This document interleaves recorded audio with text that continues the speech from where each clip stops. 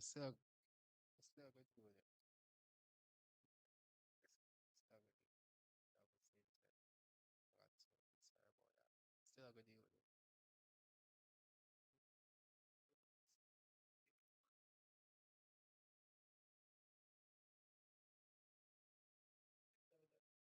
Yes.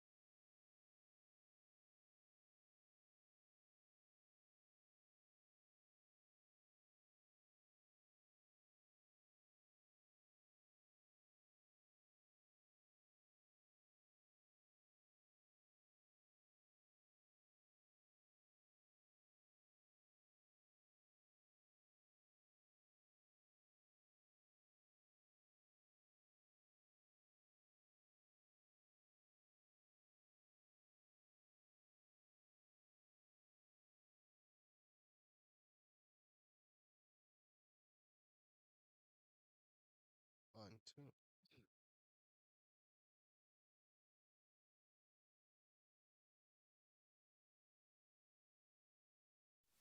Good morning, everyone.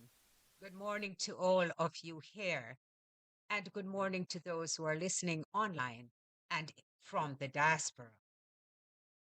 So, the elections are almost on us. What an exciting period it has been. I want to introduce the other persons who are here with me today. To my right is Raymond Price, who is a campaign spokesperson. To my far left is Cleveland Tomlinson, who is also a campaign spokesperson. And to my immediate left is Julian Robinson, who, as you know, is for this moment, for a short time longer, the opposition spokesperson on finance. He's our main guest, and he will be breaking down the financial implications of our proposals. We have presented to you a manifesto that sets out a clear roadmap to modernize Jamaica's economy, strengthen social services, and build a fairer society where every citizen has opportunities to succeed. Rather than growth for few, it promotes inclusive economic development, supporting small business, encouraging innovation, and investing in sustainable industries like renewable energy and technology. But most importantly, it is a manifesto wrapped in love, in social justice, in equality.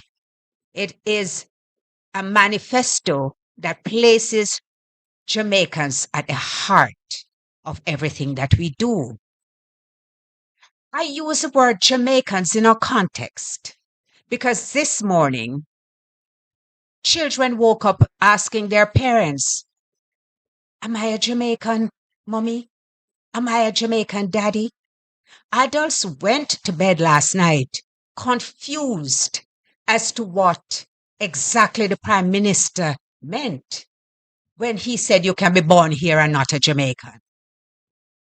This is the most concerning word, the most concerning statement that came out of that debate when you watched your leader, the leader of the country, throw shade, throw dirt in the face of every Jamaican who values this country of their birth. The most important thing to all of us is to be able to say, I'm an Banya, I'm an Anya. just proudly declaring that we are Jamaicans.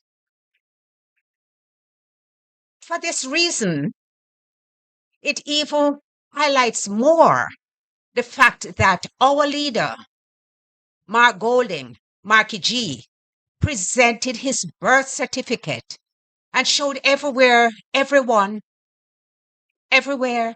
all over the world, that he was born in Jamaica, shattering the myth on which the Jamaica Labour Party has framed its campaign, a campaign which is embedded in racial hostility, which defies our motto out of one people, and which is in the slap of the face of every well-thinking Jamaican.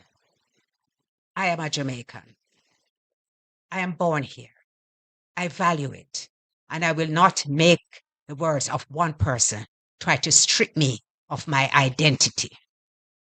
So we have 4 days of campaigning left. Today, police, soldiers, and election day workers are voting. And some concerns have arisen, which I will ask Raymond to address. Thank you very much, Donna, and good morning to everybody viewing and listening. Now, we place it as a grave concern, nothing deeper than that just yet. The reports across the island of bomb threats, which have caused a great strain on the security forces, must be contemplated as a possible ploy to disrupt the smooth voting process for police officers, soldiers, and election day workers, among others. One wonders if this is a coordinated attempt to suppress votes. Our men and women of our security forces, our first responders, are dedicated professionals who will always respond to protect and reassure. They too, as citizens of Jamaica and on the voters list, have a right to exercise their franchise. And it would be a new departure and a new low were it to one day be revealed that, as TVJ now reports, there appears to be a coordinated bomb threat at several PICA and other government offices across the island. The Jamaica Fire Brigade told TVJ, Radio Jamaica News, that there are bomb scares rather, at PICA offices in the corporate area, Montego Bay, Mandeville, Maypen, and Port Antonio. The Commissioner of the Fire Services, Stuart Beckford, told their news center that other government offices, including the Ministry of Local Government, the UDC on Ocean Boulevard, JAMPRO, and the National Housing Trust, are also affected. We would call upon well-thinking citizens to abhor this development, and we extend our prayers and our support to the men and women of the security forces who will, as I said earlier, always respond to protect and reassure. Thank you, Raymond. Julia, did you want to say something on that score? I just want to encourage the members of the security forces to remain patient. You will be able to vote. Some of you have to go to respond to these threats, which appear to be coordinated hoaxes. But there's an assurance that you will be able to exercise your franchise today. So I don't want anyone to be this confusion, this deliberate attempt to create confusion, to deter anybody today from exercising their right to go out and vote. And I really want to frankly add my thanks to the members of the security forces, knowing that they serve and protect. We respect the sacrifices which they make, but we also know that Jamaicans are resolute about exercising their franchise. And I encourage everybody who is listening today to remember that on September 3rd, do not let anything stop you from going out to vote. You must vote. And voting for Jamaica and Jamaicans, those of us who are born here, with our birth certificates in our hand, means you are to put your X beside the head. So, Julian, we can come back to the press conference last night, because this is really an interactive session. We are talking to each other. We are talking to you. We want a conversation. There has been much criticism about the PNP's 3.5 million tax plan.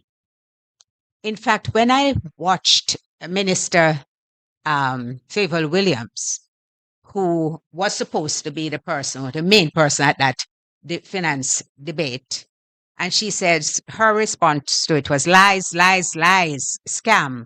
It brought back some memories of how the discussions had emerged. We had actually been calling for an increase in the threshold for some time. And we had, in fact, increased the threshold before.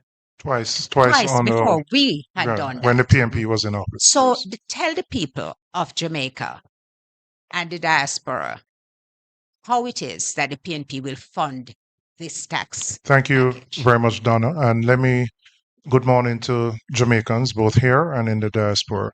I want to reiterate our commitment to implement the increase in the threshold to 3.5 million as of April 1st, 2026.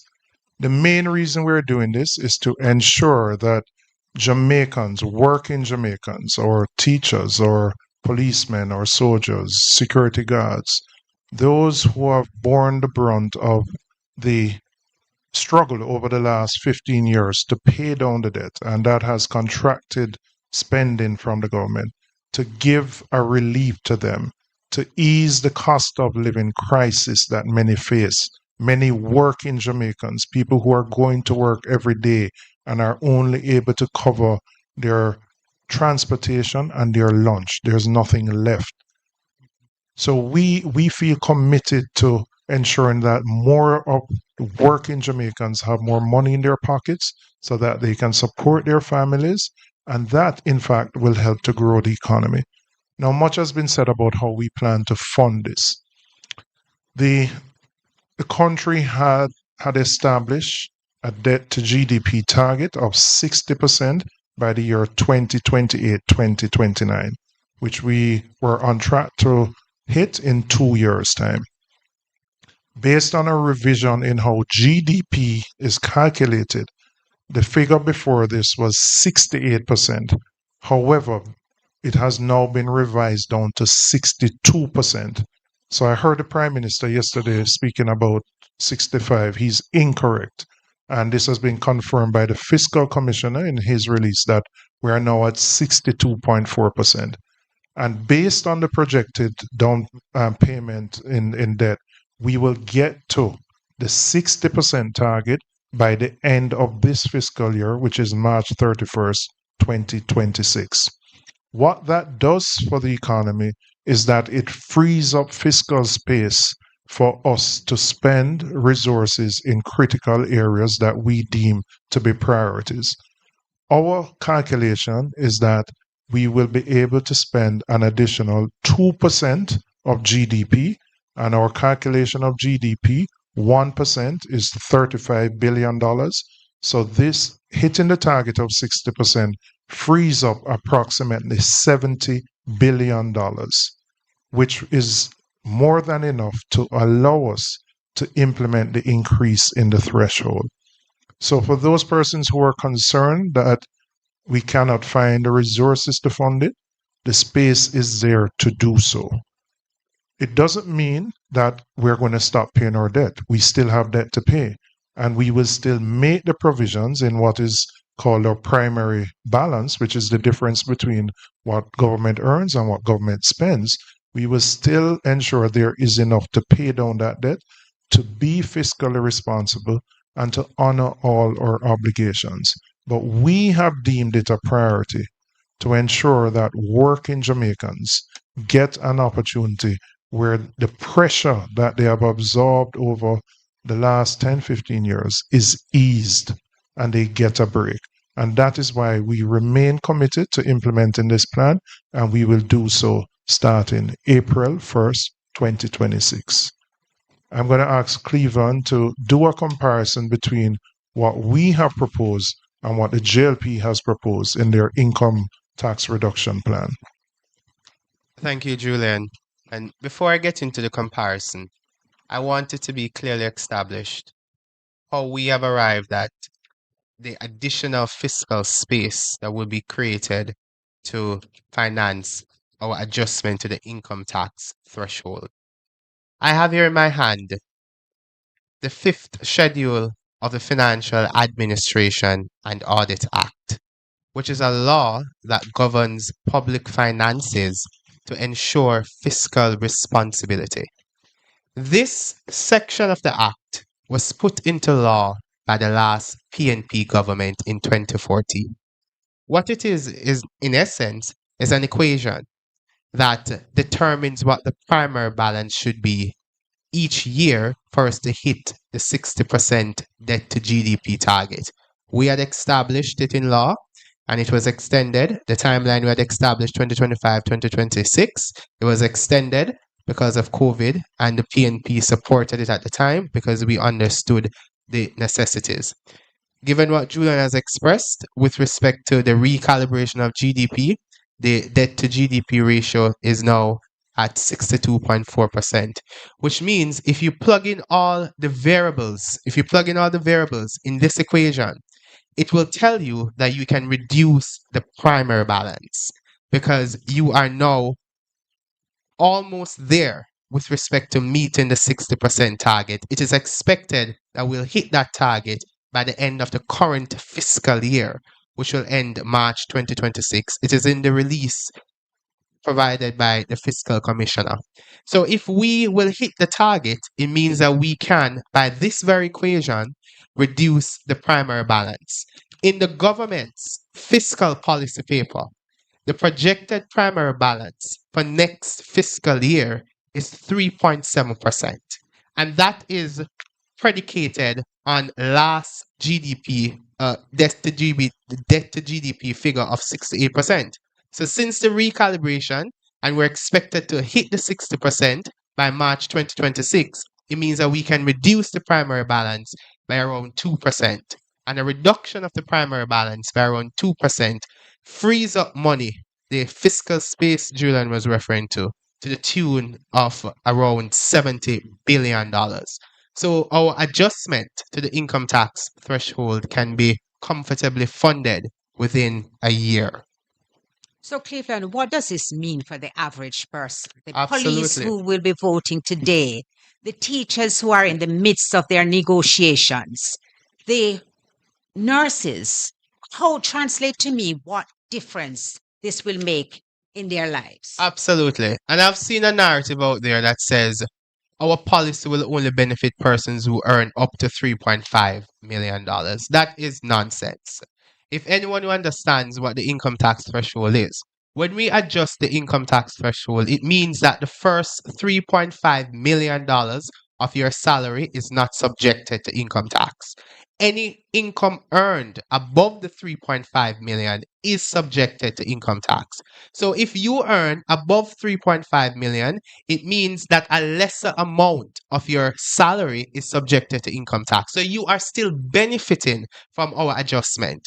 What it does though is that it benefits those who are lower income earners. So those who earn up to 3.5 million will not pay income tax on their salary, because that portion of the income, which is the entirety of their income, is not subjected to income tax. But this is directed at individuals who are at the lower end of the income scale. So the majority of our public sector workers, our teachers, our police officers, members of the Jamaica Defense Force, our nurses, majority of them earn within the region of 3 million per annum to 3.5. Those who earn higher income will get a significantly disproportionate benefit relative to those who are at the lower end of the income scale. So our initiative is geared towards making the tax system more progressive. And with respect to financing it, I think we must also recognize that we are putting money in the hands of individuals who will spend and consume in the economy. When we reduce, I make this point, when we reduce the income tax, when we lift the income tax threshold and individuals take home more money, then they will spend that money in the economy, and government will be able to recover indirect taxes roughly to the tune of around $10 billion. So some of the funding needed for our adjustment to the income tax threshold will come from indirect taxes that will be generated by more consumption and more economic activity taking place in the economy. And when I look at the total cost of the GLP's proposal for all the manifesto items, it is estimated at over $115 billion. And that they need to explain to us how they will fund it. Julian, do you have, I want you to address the overtime or policy on overtime pay too as well, and who you think it will benefit the most. And translate it in a way that people can relate to. Does it mean that I'm going to only be able to buy a Pro Box after a year? Or does it mean that I can add a room to my house? Does it mean that I can pay down some debts? Tangibly, talk to the people so that they understand what that benefit is. So what we're proposing is that up to $6 million that we are going to remove the tax on overtime. So there are many professions. There are policemen, there are nurses, there are some security guards. There are a lot of persons who a significant part of their income is derived from working more than the standard 40 hours per week. By removing the tax on overtime, it means that they get more money in their pocket to spend. And it could mean for somebody who has started by buying a house, a 1 or 2 bedroom, they can start to expand on that house. It means they can save to buy a car. There's more money in their pocket to do those things. So our goal is to help those working Jamaicans, our working professionals who have really had a very difficult time over the last 10 years, to put more money in their hands, in their pockets. And by doing so, as Cleveland said, we are stimulating economic activity.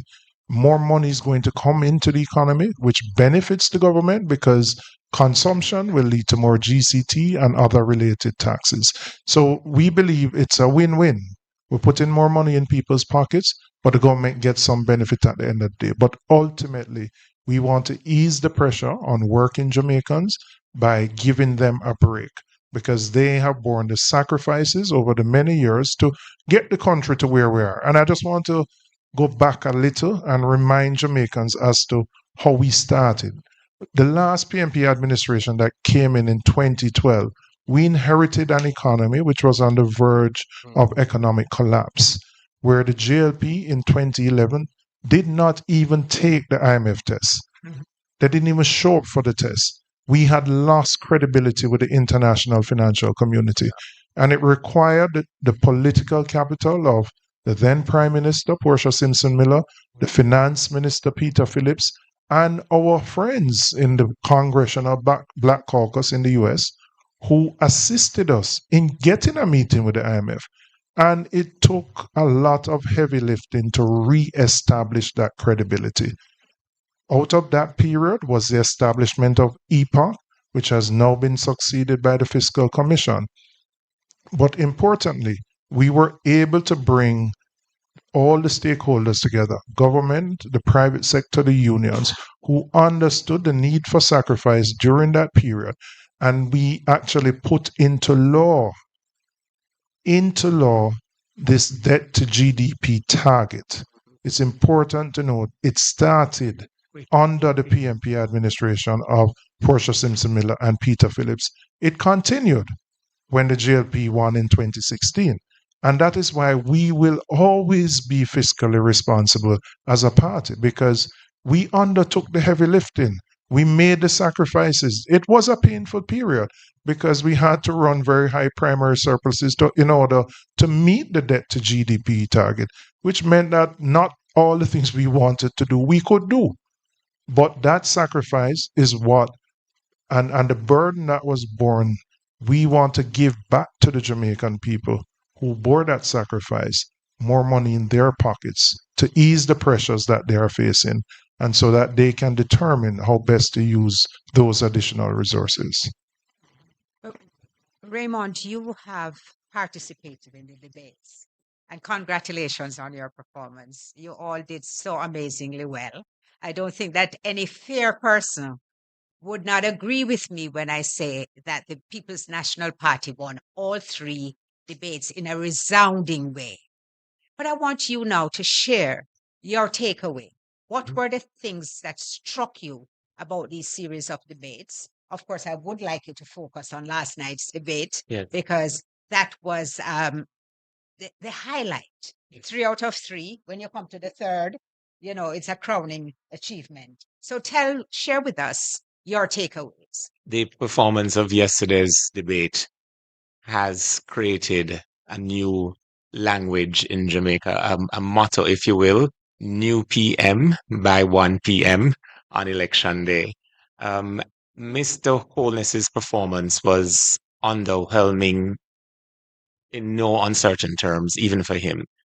And I think the bar of expectation that he had of himself was even more pressuring because he would have seen the abysmal performances of his team members beginning last week, Saturday, and continuing on through to Tuesday. And perhaps he broke under the pressure of having been let down by his previous 6 speakers, in particular, the Minister of Labour and the Minister of Finance. The other thing about it is that Mark Golding came to the wicket batting, knowing that he was going against some really deep-seated lies told about him and attempts to rob him of his heritage. And we've all now been robbed of our heritage because when a prime minister can declare that not because you're born in Jamaica means you are Jamaican, it is really an attempt to dislocate all of us from our proud heritage and our connection to a nation family, which gives all of us our global identity. The confusion coming out of the Jamaica Labour Party about who is Jamaican and the very concept of being Jamaican didn't come as a surprise because for the first time in our history, we've had a situation where while students in Ukraine facing bombs were told that their government through the Foreign Affairs Ministry could not assist them, when you check the timeline, that would have been when the Minister of Foreign Affairs had first cast her eyes on the job of Secretary General for the Commonwealth. And to have been practicing a campaign to become the Secretary General of the Commonwealth while Jamaica faced all of these missed opportunities to properly negotiate for carbon credit arrangements to deal with climate change mitigation and response.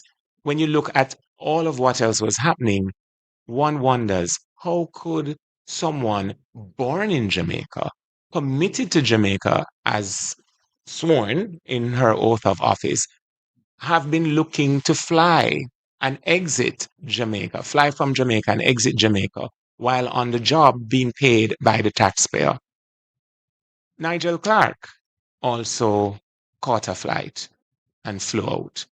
So the concept of Jamaicanness being a sufficient reason to be inspired and to be enthusiastic about our future was really left to Mark Golding, which I think he proved without a shadow of a doubt that not only is he born in Jamaica, he has a concept for Jamaica, and that concept is captured in the Mission Love Manifesto. Now, I'll say quickly that one could consider the economy and the key performance indicators that Julian and Cleveland have been speaking about as a measure of the likelihood of citizens within a society being able to do well for themselves in the society of their birth.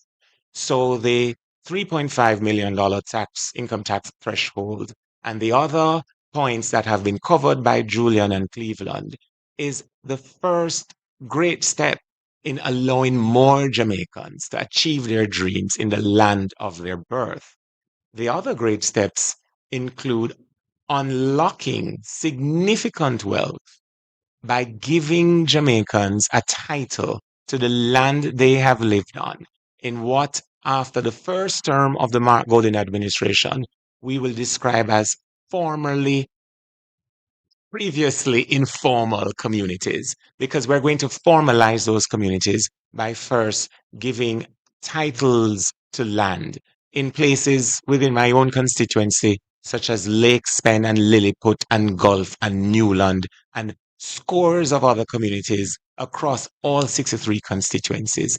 Imagine that Jamaica led by Mark Golding when the term squatter is removed from our vernacular, because in reality, we are going to create an ownership society. We also want to speak about this terrible stain that tertiary students live with, the fear that they live with, that you're qualified based on aptitude and deliberateness in studying and diligence. You matriculate to the university, and just prior to an exam period, you are deregistered. So you have people who are almost a doctor, people who are almost an architect, or almost an environmental scientist, or almost an engineer.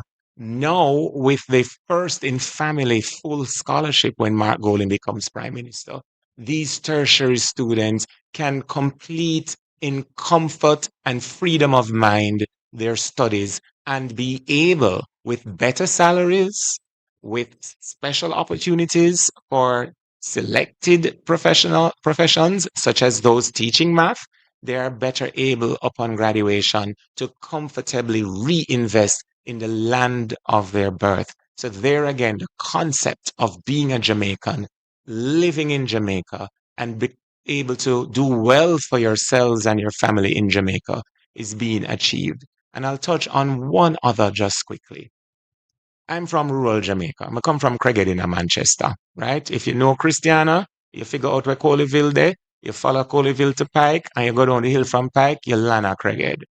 These buses that have been procured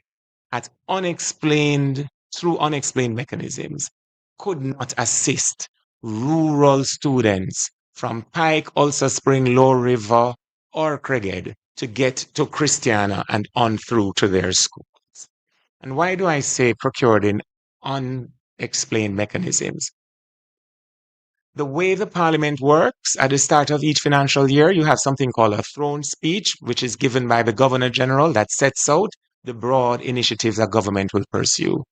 Nowhere in the throne speech is a mention of a rural bus system. Nowhere in the estimates of expenditure that were passed into law in Parliament at the start of the current financial year were there any estimates or accommodations for the purchase of buses for a rural bus system. Contrast that with when Prime Minister P.J. Patterson determined to reinstitute a public transport system in Jamaica and reserved several of those units for carrying school children. Not only was it expressed in law by way of the estimates of expenditure, these buses were purchased brand new. They were designed with the realities of our road network in mind. And all of us, I was one of the first generation of students to benefit from that. So I appreciate the need to widen the public transport system across Jamaica, including in the hinterlands, such as I go back to Craighead. I could mention Roses Valley or Gimme Me Bit or Moko in Clarendon, for example. And that is desirable. And the PNP's RIDE program is a better offer to those Jamaicans in rural parts of the island to be able to sit comfortably as their students, their children, are being taken to the nearest point where a bigger unit can pick them up and bring them to school. The Mission Love Manifesto is not just neat because of what the acronym expresses. It reflects the thought that has gone through, led by Mark Golding and his team and the Manifesto Committee, in partnership with and dialogue with the people of Jamaica. And we look forward to your votes, your X beside the head on September 3, so that this social transformation can commence. Well, thank you so much for raising those issues, Raymond. As I said, our manifesto is wrapped in love at all times. Now, what struck me last night, personally, were not the huge things like that, which I knew our party leader had covered. Yeah. I mean, amazingly covered, because he showed his capacity, his competence, his confidence, and his preparedness for the job. I found it interesting when the Prime Minister spoke to the debt to GDP ratio, because I would have anticipated that if you're running the country, then you more than anybody else, this is a ball on which you have to keep your eye. And when I gasped, literally gasped in the audience, because I knew that there had been a reduction and that the release had come out and we were looking now at 62.4% at the time. But, sometimes somebody does something that shows their personality in a way that because they are unguarded.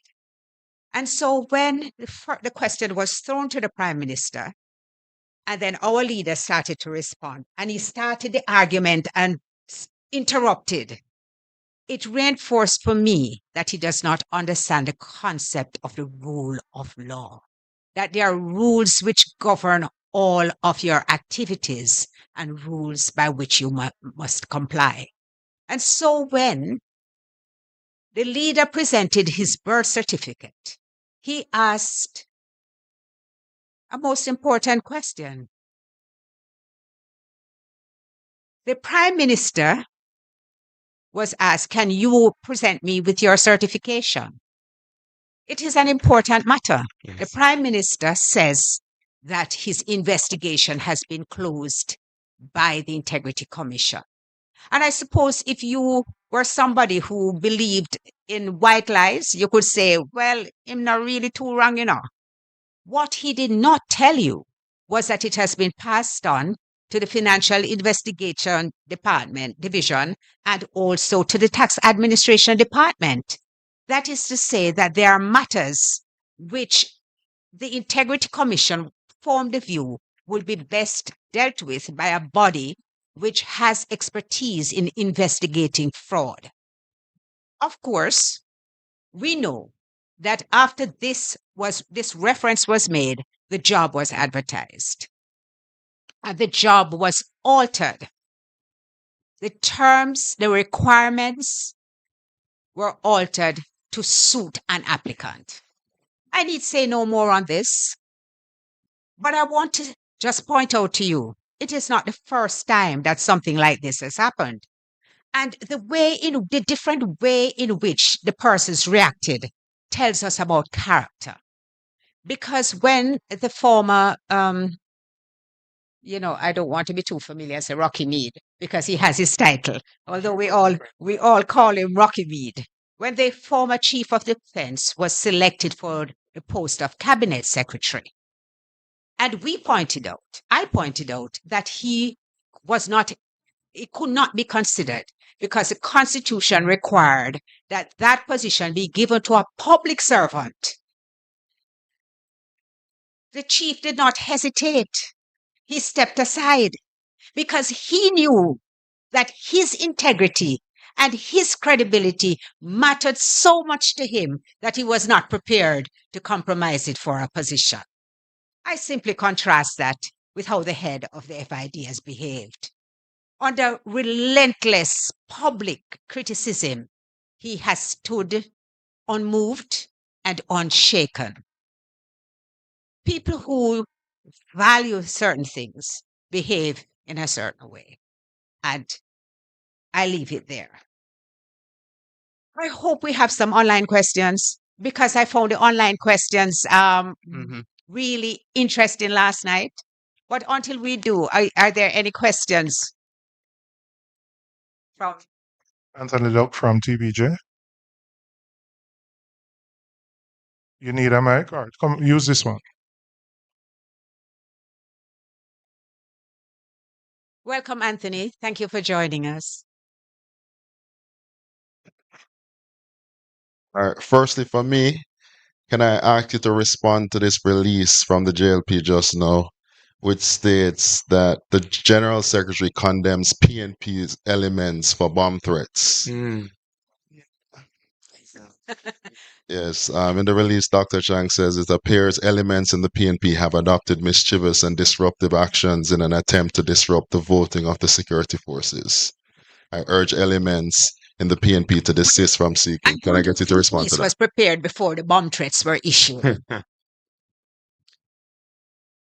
No, he does not. I Can I get a response to that, please? Yeah, I saw, well, may I say this before a full response? Because a full response will have to come from the General Secretary. But I saw when that release was posted. And as somebody who grew with him granny, there is often a trait among the guilt. My grandmother's version of it was not as sophisticated as Sigmund Freud. But Sigmund Freud famously says criminals leave clues. They have a compulsion to confess. For Dr. Chang, who is presently not only the Deputy Prime Minister, but the Minister of National Security, to make such a bizarre statement before the authorities are able to conclude any investigation speaks to a mind that may reflect the mischief they complain about as the creator of the mischief, not the one describing it. It is an utterly unprofessional, below par, and reckless statement for him to have made, but it is consistent with the statements we have seen over the last 3 debates, where in the face of truth, people are able to hide behind innuendo of their own creation. And he's to be condemned for that. All right. Thank you so much. My next question goes to you, Mr. Robinson. What do you make of the comments from former EPOC co-chair that the PNP's plans cannot work without adding taxes? Well, I've explained in fairly extensive detail how we plan to fund it, which is that the reduction in the debt to GDP ratio, getting to 60%, as actually confirmed by the fiscal commissioner in his release, and Mr. Duncan chairs the independent fiscal council for which the fiscal commissioner is accountable. So the data from the fiscal council, which says we're going to hit 60% 2 years earlier, allows the government additional fiscal space, which we will use to implement this plan. It is sound, it can be stress tested by any economist, and it can be verified. So we are confident that we can implement this based on how the adjustment in debt to GDP and what that frees up in terms of fiscal space. All right. And lastly, for me, despite pushback from the opposition, the government insists the school buses are ready to go come September 1. Should the PNP take office after September 3, what's next? What will happen to these buses? I mean, the reality is that we are not against a school bus system. And I just want to make that clear. But what we have an issue with is importing buses that are 15 years old, that are left-hand drive, that are really unsuitable for narrow, windy, hilly roads. We would like a proper school bus system so we can transport our kids safely around the country. But the buses that have been imported are clearly not suitable. So we are not against a school bus system, but certainly, as my colleague said, I think in the debate, why would you import brand new garbage trucks to take up garbage, but then import 15-year-old buses to move the future of the country, our best and brightest minds? That doesn't make sense. We have already seen the buses being having issues. Bring in proper buses that can navigate the roads. We fully support that. You know, this school bus program reminds me of one of the first acts that the Jamaica Labour Party government carried out, which was deemed an act of corruption. They imported 600 used cars for the police. Within, some of them came and started falling apart immediately. It was nothing but a scam. Up to today, after court action, the funds have still not been repaid and the cars have still not been received. This school bus program there was no procurement process was followed. It just simply came out of the blue. These buses are buses which are taken out of the system in the United States. They are retired, and they retire them because they put the safety of their children as being of paramount importance. I challenge Minister Badmind. I challenge Minister Badmind to take those buses on a tour now, before the election date. Take those buses on a tour, not just to drive down the street, but take them on a tour of every nook and cranny in Jamaica. And I am willing to say to you, they would not survive quarter of the journey. What you would expect is more tires to be shredded, although I gather now that on top of the $1.4 billion, we are spending an additional $25 million on tires. By the time they take 2 hills in Prattville, half of them will be out of commission. And I dare say that if they go up to where I come from, which is Mount Providence and Woodhall, they could not even navigate that narrow road. We believe in a rural school bus program. I went to school at Clarendon College, so I understand the significance of a rural school bus program when people coming from Thompsontown and all those places, but it is not the most efficient way in some cases. And that is why the People's National Party ride program is far more effective. Because you can't have 4 people coming from Smithville and you send a bus up there to go and pick them up. It is not sensible, and it needs a mix of solutions. This rural school bus program, you just mark my word. Within a few months, Jamaica will see it for exactly what it is. Sorry, Senator. No, well, clearly, there are some places where it can be used. We don't expect it to last 15 years because our situations are different. If you're driving in Florida, you're not going to drop in a pothole every 2 minutes. No, we are not going to discard it because that would be waste. And we as a party, we do not embrace waste. We take decisions which are well thought out and well implemented. So yes, we would use it where it's feasible. We are just not going to endanger our children, their safety and their security by sending those school buses in areas where they ought not to be. And I just want to say one last thing. We have never advocated left-hand drive vehicles in Jamaica. Our drivers are not trained to drive left-hand drive vehicles in Jamaica. We don't want to let children out in. And these are just some of the reasons which makes this decision a poor decision. Anthony, in Clarendon in 2013, the People's National Party started a rural school bus program because there were concerns about the behavior of the children on the buses. You know how that goes. And there was concerns for their safety and their security consequently. It was not stopped by the People's National Party. It is this administration that decided in 2020 that they would abandon it. So yes, we are committed to a rural school bus program. And yes, we will make the best use possible of these yellow school buses. I want to say, just to tag something onto what Senator has said to your question. What of the Island Traffic Authority? I mean, the rum bath aside, we saw the minister pouring what appeared to be rum on the buses. The rum and the minister do not do certificate of fitness. They cannot suffice for it being properly checked. There are policies advanced by the JLP administration that prevents cut vehicles from being imported. If they have cut the other side of the bus to install a door, that point becomes a weak point in the unfortunate event should there be collision. That's one. 2, the recent changes to the Road Traffic Act would make those buses unfit for our roads just on the interpretation of the Act. Let's give an example.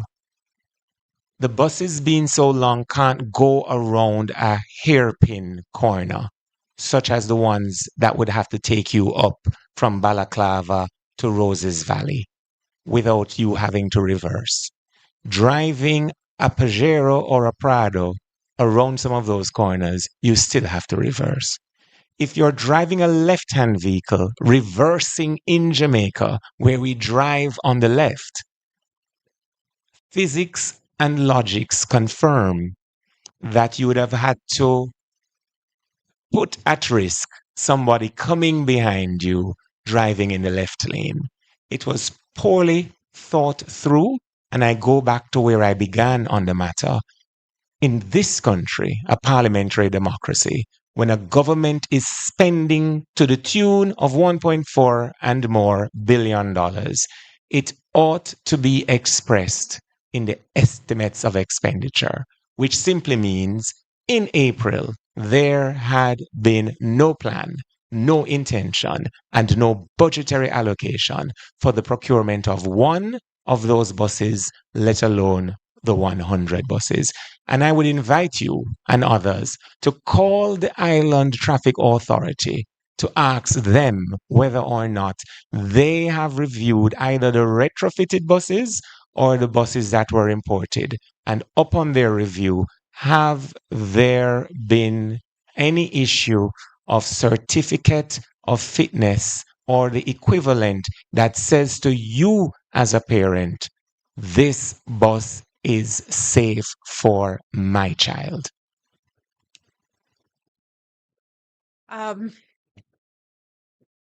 thank you very much, those of you who have joined in. I want to address one last point, Julian, and that is something that I saw on X, formerly Twitter. I don't know why we still say formerly Twitter, but it was in relation to a comment that our leader made about Member of Parliament Juliet Hones.